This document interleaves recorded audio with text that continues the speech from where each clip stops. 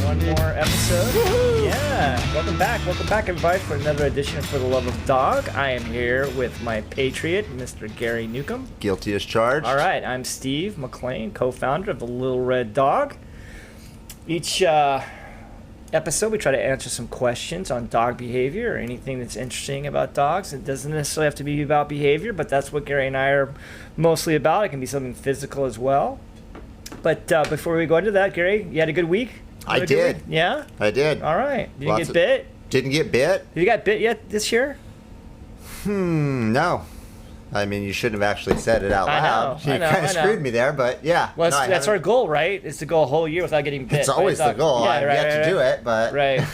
That's right. You got bit. You got bit last year? Yeah. The dog, Spuds McKenzie dog got a hold of my forearm last year. That's right. And then the mama dog came through the vent of Kelly's garage and got me on the leg. That was last year. What?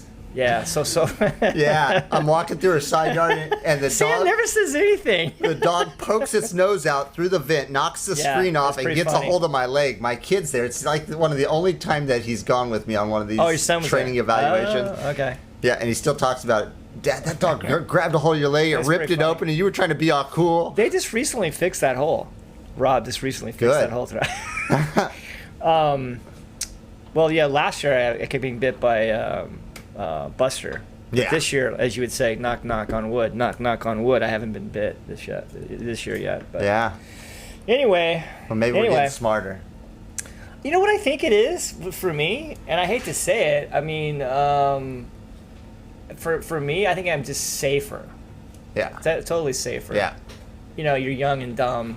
Right, you take too many chances. Yeah, no, I take a lot more measured responses now. Yeah. I don't go straight to the deep end like I used to. Yeah, and I don't work with any dogs past 5 pounds either. Oh, that helps. I think that helps me personally. You lose 5 a lot pounds more or blood. under, I'm your boy. Except most of the problematic dogs that I have they're under 5 pounds. Oh, you've seen Grumbles, right? I'll break a pity any day. Grumbles is 5 pounds of fury. Yeah. He will hurt your ass. Yeah.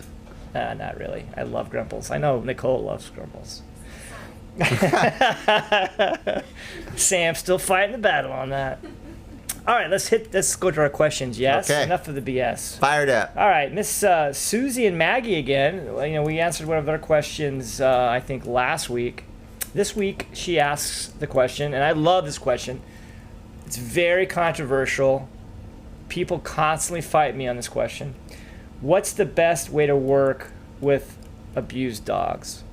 The best way to work with abused dogs. Now, if you're listening and you're watching the show, hopefully you're watching and listening, doing the whole thing. Your question might be, well, Steve, like, what's so controversial? Well, let me tell you what's controversial. Dogs live in the moment, and they don't think about their past in the same way that human beings do. Yes, they have the capability of thinking about something that happened to them in the past, but they don't sit around and stew about it, right? They're incapable of going, hey, I want to think about something that happened to me, or a mistake that I made, or my reward that I got from my alpha, day before yesterday, my bologna sandwich that I got. Yeah. In other words, what I'm getting at, Susie and Maggie, is dogs live in the moment. They're governed more by DNA and how good of a human instinct, and how long have they had to deal without having a really good human, right? We talk about that a lot. So I'm going to turn this over to Gary in a little bit, but what I want you to focus on, the people who are listening and watching, is let me give you an extreme example. We have rescued dogs that were bait dogs, and for anyone that doesn't know what a bait dog is, it's a dog where they get off of the streets and they cover they tape the mouth shut and they throw this poor dog into the ring to train the main dog how to fight. So in other words, the dog cannot defend itself. Yeah. We've taken those dogs, and within weeks you would never know the dog went through any trauma, because unlike humans, they know they cannot show weakness, right? Yep. So I want you to build upon that, Gary. I want you to talk about... I think you hit on something solid, and that's the difference between a human and a dog and how they do it. Right.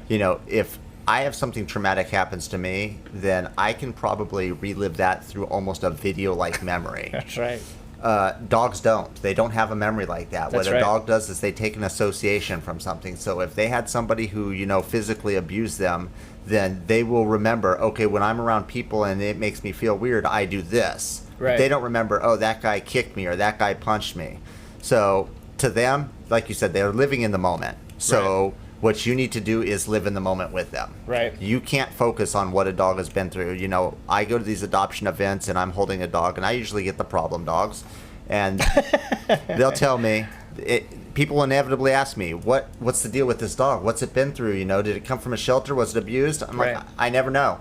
I don't want to know. Right. Because my job is to train the dog. The dog doesn't remember the thing, whatever it was that was the incident. Right. I don't want to know it, because that's not going to help me. It's going to hurt me. If I know what the dog has been through, at that point, am I going to be able to give a full correction that the dog needs? Or am I going to start filtering it through, oh, the dog's been through so much? Yeah, and I want you to stop right there just for a second. I want you to dive a little deeper into that and explain why it's important that you don't let your emotion contradict what you're trying to do. Because that's where you really start to taper into the humanizing behaviors of how you would treat somebody who's gone through something traumatic. Right.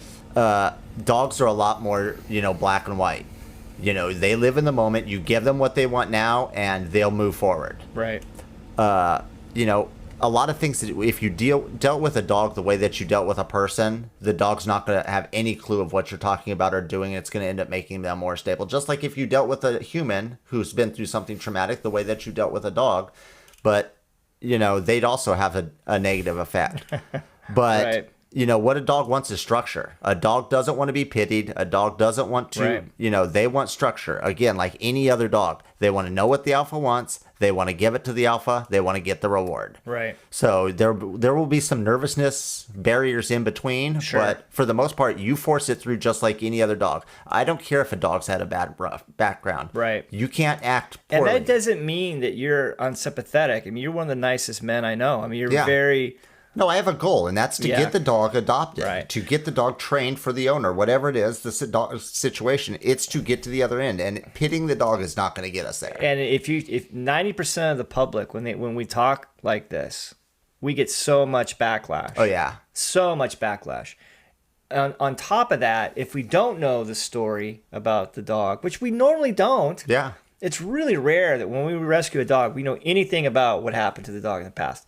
People do not want to hear that. They want to know everything that happened to this dog. Yeah. And I get myself in trouble all the time, and you've seen it. People get mad at me on Yelp about it. When I'll make up a story. Yeah. Just to be stupid and funny. That we sold, we rescued this dog, was selling crack cocaine in Mexico, and he had a bunch of hookers. He was making money that way, and he finally got caught by Johnny Law, and Johnny Law put him, people get pissed. Yeah. Like I don't know what to tell you. I don't know anything about the dog. I think that, for some people, and it's unfortunate, that they see the dog as their good deed. And if the dog's been through a lot and the dog's been abused and neglected, the dog's missing a leg, missing an eye, whatever it is, they're doing something that's even more exemplary by adopting this dog. That's right. That's right. So, and people need to understand, too, that dogs, they're not going to show weakness. No. They're not wired that way. No. So if a dog is being how we perceive as weak or skittish, genetically, it's just that way. Yeah. Do you remember those 3 huskies that we adopted? That we rescued at birth? We rescued the 3 huskies. Mm-hmm. You remember the 3 male huskies? Remember that Kelly was fostering? Yep. 2 of them were super confident, and the third one, remember, super skittish. Yeah. And every time we brought those dogs to the adoption event, they thought that dog had been abused. Yep. Because people start filling in the blanks. Yeah. And we showed the other 2 that are confident, and they go, oh, is that from a different litter? No, it's the same flipping dog. It's the same bloodline. I mean, just genetically, this one got lucky. I have 3 brothers that I grew up with. Right. And all of us, are varying degrees of super confident to nervous, Right. And everything in between. And everything in between. Right. So, dogs have personalities too. So to assume that, all dogs are going to fit one mold when they're healthy and balanced isn't really accurate. Right. That's right.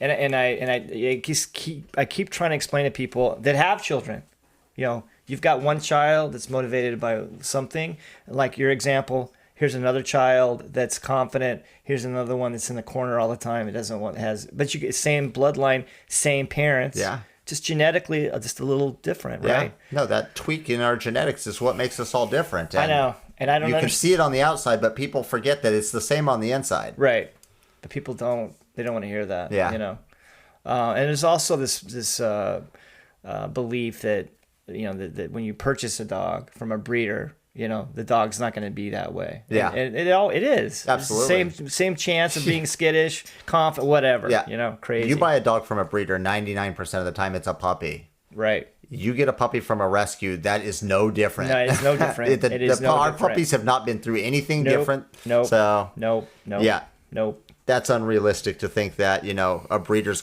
if you're getting a puppy from a breeder, that it's going to be any different. You're going to have the same personality issues and everything. Well, I kind of wanted to take a break from asking the next question because I think you had a really interesting story that does pertain to dog behavior. I think it's super fun and interesting, kind of change the pace a little bit. So I'm going to hand the mic over to you, Gary. So, Gary, why don't you outline the story that was in the news, I think like 2 or 3 weeks ago? No, we're going to do the Rupert one. Oh, okay. Which that is one? in the news now. Okay. All right. Rupert's a Border Collie. Okay. Lives in Canada. I love the name. Likes to turn it up a little when his folks leave.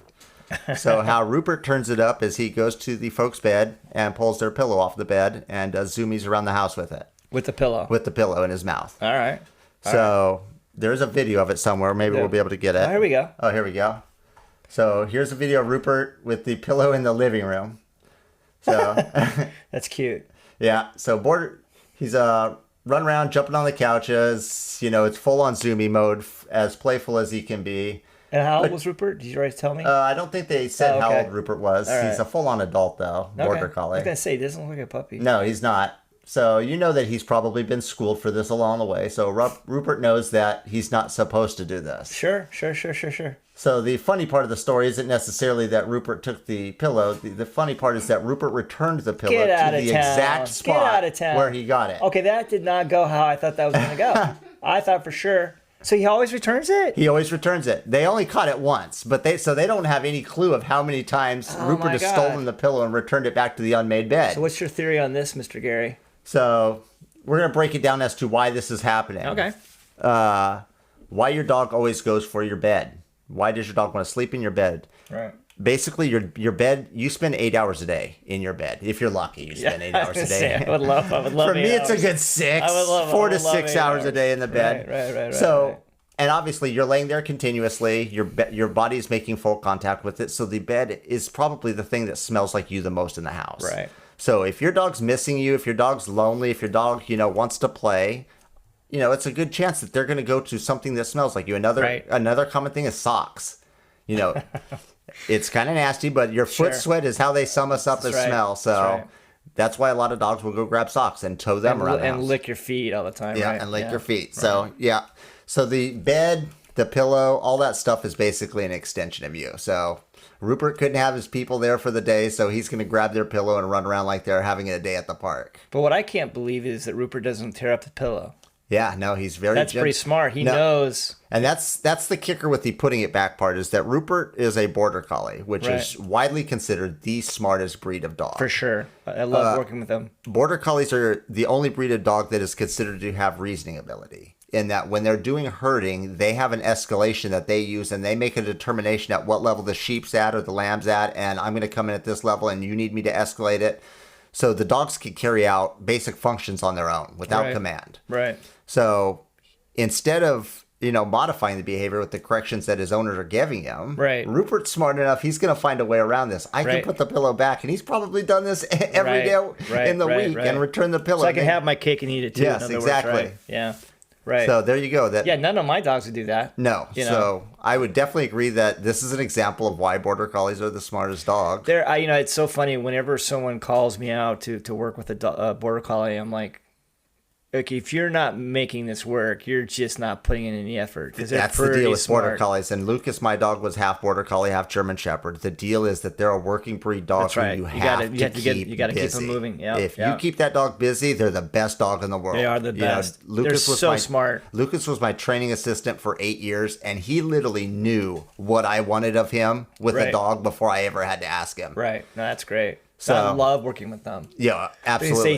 They take commands like instantly. Yeah, that's the IQ test for a dog is, how many times you have to show a dog something before they'll pick it up. Right. Border Collies are one. You show them one time. Amazing. When you have a good communication with the dog and you can show it in one turn, the dog will get it and pick it up. Right. No, Huntington, my bully, not so nice, Well, the thing, and as I was just going to mention, Tank, you have an amp staff, I have an amp staff. The trade-off is, even though Tank is stubborn as shit, it took a good 6 months for him to get in line with me, But the trade-off was, I've never to this day seen any breed that loves humans. No, absolutely not. It's not even close. That is funny that Lucas's motivation, the Border Collie, was that he wanted to work. He wanted a job, and that was his thing. Right. Huntington will learn to do things just for affection. Like Huntington talks like no dog I've ever had. He will growl, bark, make sounds that he doesn't even make normally, just to get attention. Right. Well, that's why I like using the analogy that you've heard it a million times, so you don't think it's funny. Well, you may not have thought it was funny the first time you heard it, but to me, Border Collies and German Shepherds, they're the females of us. They love to use their brain, smarter than men for sure. The bully breeds are more like guys. Yes. We're not going to do something because we want to use our brain. Yeah. We're going to do something. You just said it, for affection. So for men, it's sex, alcohol, or food. Yeah. Right. Something that's drawing us. Yeah. And depending on our age, that list, changes the order. Right. But to me, that's the perfect analogy. If you're the type of person that loves and appreciates intelligence, and you want something that's workable. Oh yeah, you love a challenge. Yeah, Border Collie. That dog will do anything that you ask him to do. But if you're like me, kind of a lazy couch potato, and you just want a buddy around. You're not going to beat an Amstaff. No, they're just the best. That's what my wife was looking for. Lucas was always my dog. So when we were in the house, no matter where I was, Lucas is tuned into me. Right. So when we got Huntington, my wife asked, "Is this going to be a family dog? Or is it going to be your dog again?" I'm like, "No, watch. This is a family dog." Yeah, they're just the best. They're the best. Yeah. And and nothing, and Tank, he could care less about the other dogs in the house. He tolerates them. Oh yeah, he tolerates them. But the Chihuahuas are just the opposite. Well, I should take that back. Nigel loves the hell out of my wife. I'd say Nigel loves PJ. Chihuahua is probably someone more towards the Border Collie, someone who likes a challenge. I don't think people understand. Yeah. If you get a Chihuahua dialed in, they're cool little dogs. They are. I mean, don't get me wrong. I love Nigel. But I put Chihuahuas on the level of pit bulls. Yeah. You have to be a strong owner to own a Chihuahua. And people look at him, that's a 3-5 pound dog. Why do you have to be such a strong owner? They're challenging. Because if you own your dog like that, it will be, a great little dog. But if you don't, God help the people in your neighborhood if that dog gets out. No. Well, it's funny. I'm convinced. And again, it's just genetics because his mom was a pain in the ass. Nigel's mom, total pain in the ass. Yeah, vicious. Now, Nigel, he's, C plus B minus. He's good on walks until he sees something, another dog or a squirrel. He's always, it's like the little guy at the bar. He always has a chip on his shoulder, a Napoleon complex. Yeah. All right. Well, hey, that's a great story, Mr. Gary. I appreciate it. My pleasure. All right. When we come back, we got some more fun stuff.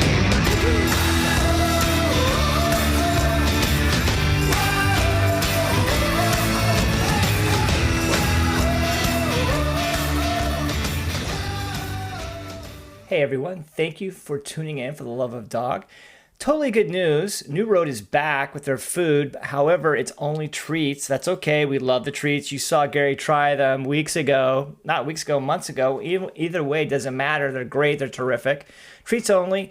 The promo code is REDDOG15, all caps. Type that in when you're ordering. You get a discount, plus we get a little bit of a donation. We love it. Please check it out. New Road. Thanks, everybody.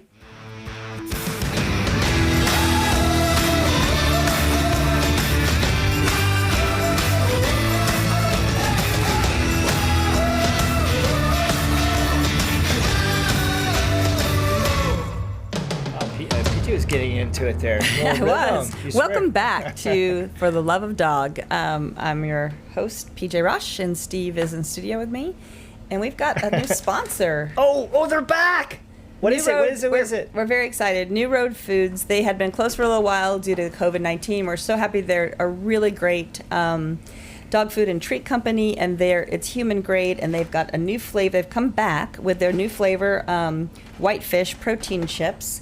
I think Mackenzie tried those two weeks ago, right? Tried them on one of our recent Dojas and Mimosas virtual adoption brunch, but they're doing something really cool for Little Red Dog listeners and adopters and volunteers and everybody who listens to the Little Red Dog. You can get 15% off. They're just doing treats right now as they ramp up their facility again. But if you go and purchase any of these amazing treats that your dogs will love, and you just do Red Dog 15, that's Red Dog all in caps. Oh, very cool. Very cool. Where'd it go, Sam? Sam is always thinking. Thank God for Sam and Nicole. Thank Dog for Sam and Nicole. But anyway, you get 50% off Red Dog 15. All caps. All caps. And That's again, Red Dog I'm not 15. going to try any, but Mackenzie did. And she said that they were pretty fishy. So. It was very potent. Very potent. Yeah, that's right. Had a You could tell she fish wasn't finish happy. at the end. So there you go. Should have washed it down with a mimosa. Yeah, so we're going to do a new little segment here with Oh Nicole. yeah, speaking of Mackenzie, she's head of our social media, and I think she had a little topic for us. And Miss Nicole is going to read us a couple of questions. All right. So- All right. So, would you rather? It's called Would You Rather. Okay. And you both have to answer. Okay. And then talk about why. Okay. All right. Would you rather have a Chihuahua or a Pitty? Oh, choo choo choo. Yeah, we need that sound. Go ahead. Oh, I get to go first? Yeah, you go first. Well, for me, it's a no-brainer. Okay. It's not that I don't love our Nigel, our Chihuahua, but for me, there's nothing like the Pitties. In fact, 2 weeks ago, I don't know if you guys remember, what's the female that Kelly is fostering? Gotti? Gotti. I always forget because it's not a female name. I know. I don't know why I don't know if you guys remember Gotti from 2 weeks ago. Gotti is this beautiful, huge pitty. She's the model dog for the... Yeah, I mean, our just so affectionate. And I really hadn't really been around her until that Saturday. And all I did was snap my fingers, and she rolled over, and she doesn't know me. She started loving on me, licking, loving, sweet, would let me touch her, her paws, her head, squish them, just like really getting in there and love her so much. You don't get that from any other breed. Don't get me wrong, I do love Nigel, and he can be so sweet. He crawls up into your lap or lays next to you. It's a sweet feeling. But for me, I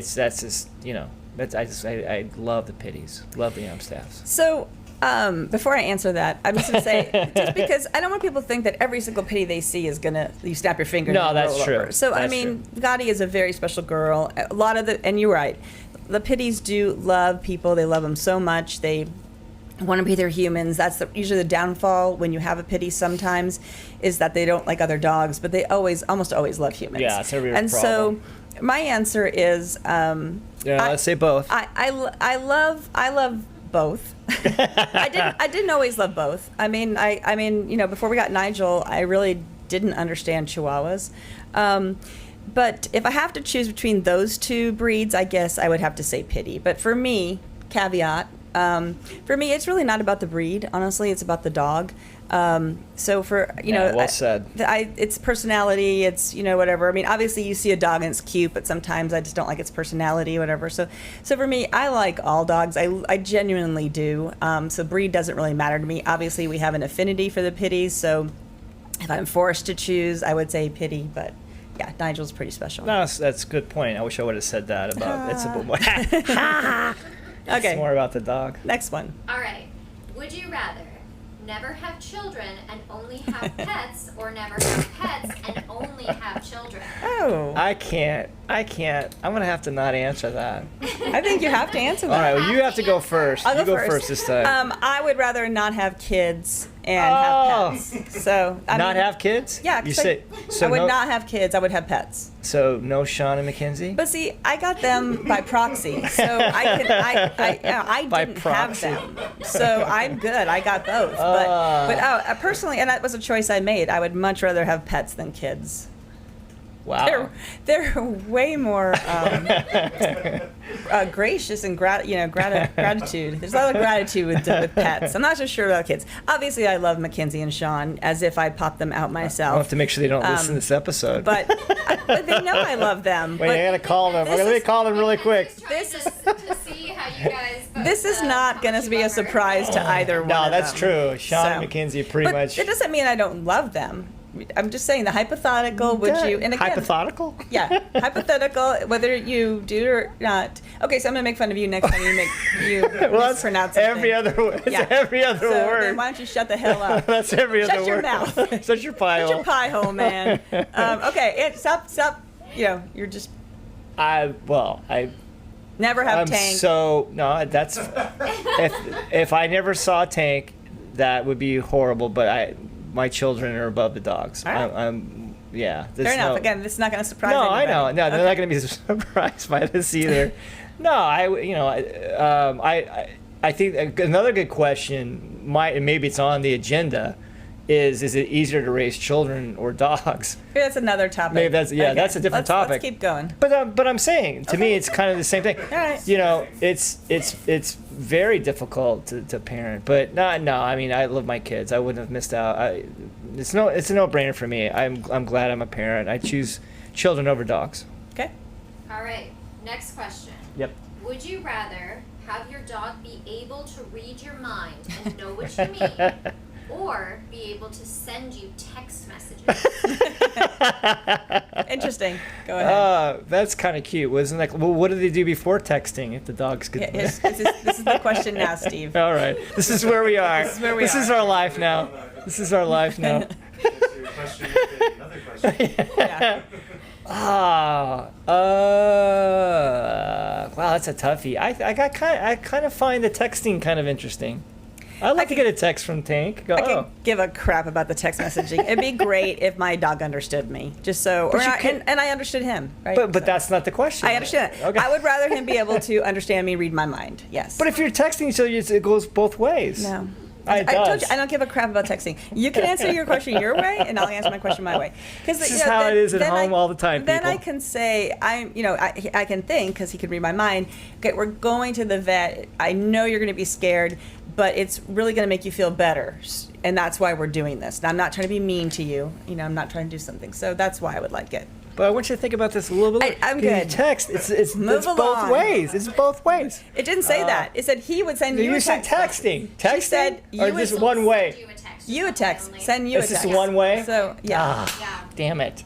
But see, the thing is, would it be worse if they understood what you were saying and then just disobeyed anyway? Yes. Wouldn't that make Oh, them good more human? curveball. Yeah. Good curveball. Good point.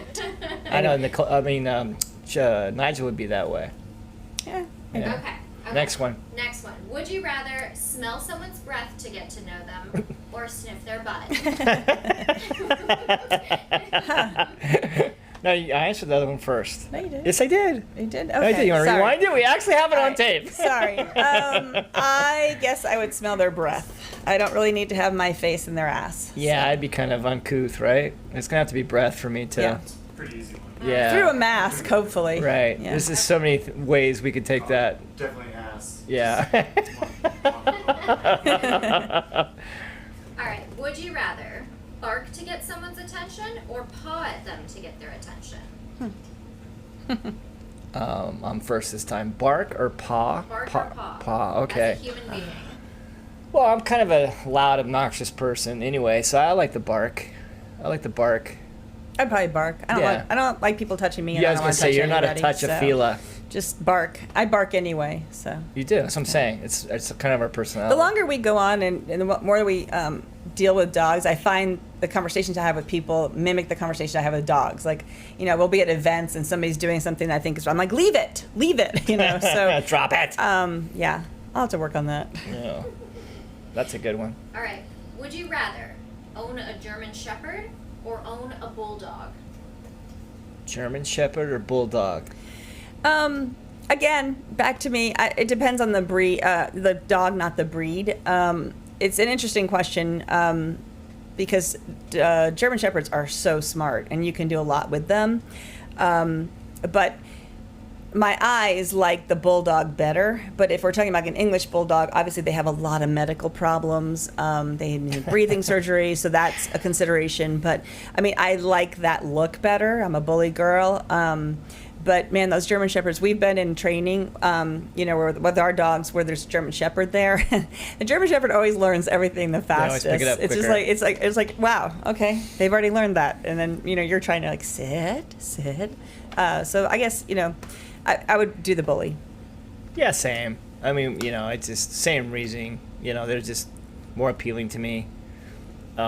It was an amazing German Shepherd. Oh yeah, but you have to constantly make sure those guys are busy. Yeah. I don't have that kind of energy. No way. All right.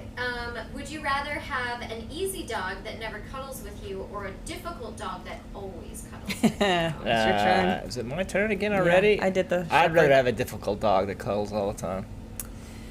I married a wife like that.